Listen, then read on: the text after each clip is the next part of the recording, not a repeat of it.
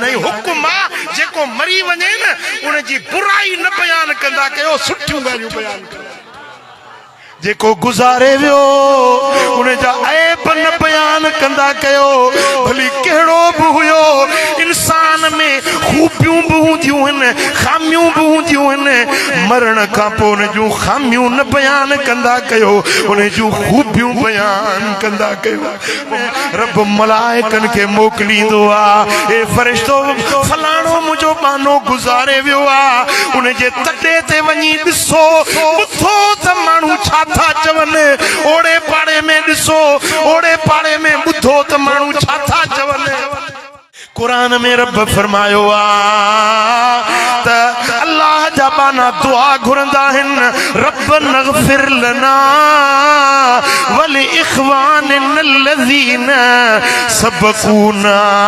bill ईमान ए मुंहिंजा मौला असां खे माफ़ कर जेके असां जा वॾड़ा फौत थी विया अमड़ गुज़री वई अबो गुज़ारे वियो ॾाॾो गुज़ारे वियो मालिक उन्हनि जी बि मग़फ़िरत फरमा उन्हनि जे मथां रहमत फरमा इहा दुआ अल्लाह कुरान में बानन के सेखारी आहे जनाज़ो नमाज दुआ है ॻाल्हायो जनाज़ो दुआ है जेॾी महिल को माण्हू फौत थी वेंदो आहे उन जे लाश खे अॻियां रखबो हिकिड़ो इमाम थींदो ॿिया सभु सिफ़ूं करे बीहंदा ख़बर अथव इहो जनाज़ो छा आहे इहो जनाज़ो मेड़ आहे अल्लाह जे अॻियां ये मेड़ खणी वञबी आहे न को सुठो माण्हू हूंदो सरदार चङो मुड़ुस उनखे अॻियां कबो आहे नंग न्याणियूं वठी वञबो आहे नंढा वॾा मेड़ वठी वञबो आहे अबा हिनखे माफ़ कर असां सभु तोॾे मेड़ थी आया आहियूं इहो जनाज़ो मेड़ आहे सॼे ॻोठ जा माण्हू नंढा वॾा गॾिजी लाश अॻियूं रखे ऐं चवंदा आहिनि मौला हिन जी मग़फ़िरत कर मालिक हिनखे माफ़ी ॾे जंहिं जनाज़े ते टे सिफ़ूं माण्हुनि जूं हुजनि दुआ घुरनि था रब यकीनन इन मैयत खे बख़्शे छॾींदो वरी जेॾी महिल मैयत खे पूरे अचो टे ॾींहं ताज़ियत थींदी आहे टे ॾींहं तॾो थींदो आहे इहो तॾो छा आहे इहा बि दुआ आहे पंहिंजा ईंदा परावा ईंदा पर जेके दुनिया में न ठहंदा आहिनि मौत ते उहे बि ईंदा आहिनि अदा मुंहनि कहिड़ा मार मरा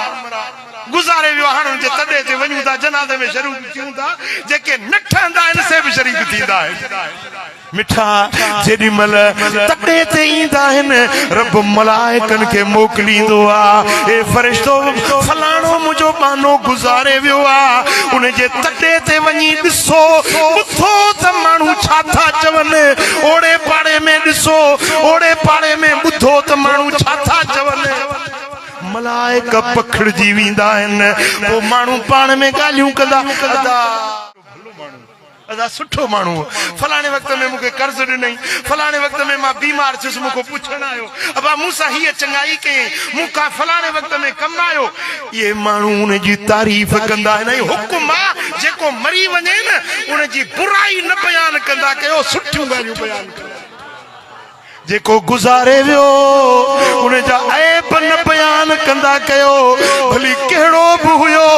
इंसान में खूबियूं बि हूंदियूं आहिनि खामियूं बि हूंदियूं आहिनि मरण खां पोइ उन जूं खामियूं न बयान कंदा कयो उन जूं खूबियूं बयान कंदा कयो पोइ मलाइक ईंदा न ॿुधंदा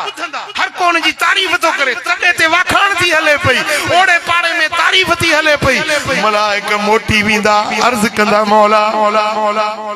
फलाणो माण्हू गुज़ारे वियो उन जो ओड़ो पाड़ो ॿुधोसीं हर को उन जी वाखाण पियो करे हर को उन जी तारीफ़ पियो करे उन जे नेकियुनि जी ॻाल्हि पियो करे त रब फरमाईंदो ए मलाइको एतिरा माण्हू